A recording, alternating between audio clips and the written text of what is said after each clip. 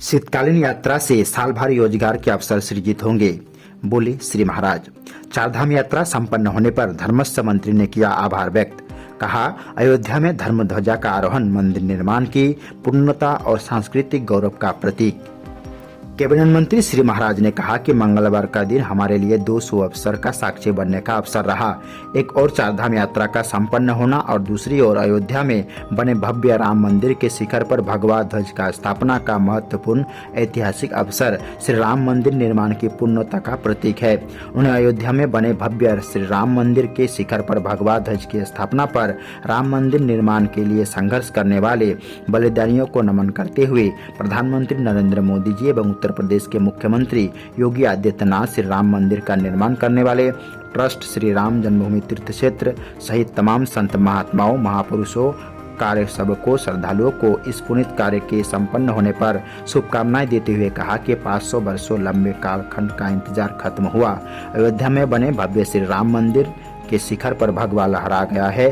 PM Modi ने शुभ मुहूर्त में ध्वजा का आरोहण किया। प्रधानमंत्री नरेंद्र मोदी जी एवं उत्तर प्रदेश के मुख्यमंत्री योगी आदित्यनाथ श्री राम मंदिर का निर्माण करने वाले ट्रस्ट श्री राम जन्मभूमि तीर्थ क्षेत्र सहित तमाम संत महात्माओं, महापुरुषों, कार्य सेवकों, श्रद्धालुओं को इस पुनीत कार्य के संपन्न होने पर शुभकामनाएं देते हुए कहा कि 500 वर्षों से लंबे कालखंड का इंतजार खत्म हुआ। अयोध्या में बने भव्य श्री राम जन्मभूमि मंदिर के शिखर पर भगवा लहरा गया है। पीएम मोदी ने शुभ मुहूर्त में धर्म ध्वजा का आरोहण किया है। प्रिय सज्जन, आदरणीय श्री महाराज ने कहा कि धर्म ध्वजा का आरोहण मंदिर निर्माण की पूर्णता और सांस्कृतिक गौरव का प्रतीक है। भगवा ध्वज का रंग सूर्यवंश का निशान है, जो भगवान राम के तेज और सूर्य का प्रतीक है।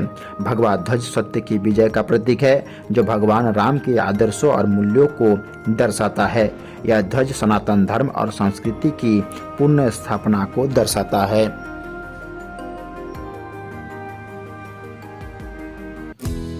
प्रिय सज्जन, सादर नमस्कार।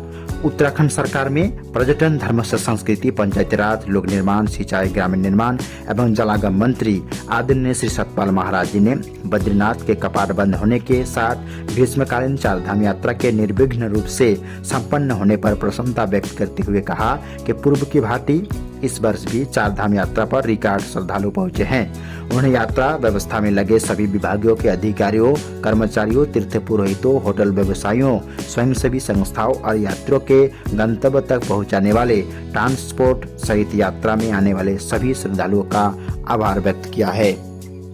पर्यटन, धर्म एवं संस्कृति मंत्री आदरणीय श्री महाराज ने कहा कि इस बार चारधाम यात्रा में दर्शन करने वाले श्रद्धालुओं का आंकड़ा 51 लाख तक पहुंच गया, जो स्वयं में रिकॉर्ड है। उन्हें कहा कि सरकार का पूरा ध्यान शीतकालीन यात्रा और उसकी व्यवस्थाओं पर है। जब चारधाम यात्रा की पूजा अर्चना शीतकालीन प्रयास स्थल पर होगी, वहां श्रद्धालु शीतकालीन यात्रा में पूजा पाठ कर दर्शनों का लाभ उठा सकते हैं। श्री महाराज ने कहा कि उत्तराखंड की शीतकालीन यात्रा को बढ़ावा देने के लिए 6 मार्च 2025 को प्रधानमंत्री नरेंद्र मोदी जी ने मां गंगा के शीतकालीन प्रवास स्थल मुखबा से देश विदेश के श्रद्धालुओं को शीतकालीन यात्रा पर उत्तराखंड आने वाले के लिए प्रेरित किया था, जिसके परिणाम स्वरूप शीतकालीन यात्रा को नई पहचान मिली। संभावना व्यक्त की जा रही है कि उत्तराखंड की रजत जयंती वर्ष पर इस बार यहां शीतकालीन यात्रा पर बड़ी संख्या में श्रद्धालु उत्तराखंड आएंगे। वहीं बड़ी संख्या में पर्यटन भी प्रदेश के शीतकालीन पर्यटक गंतव्यों का रुख करेंगे।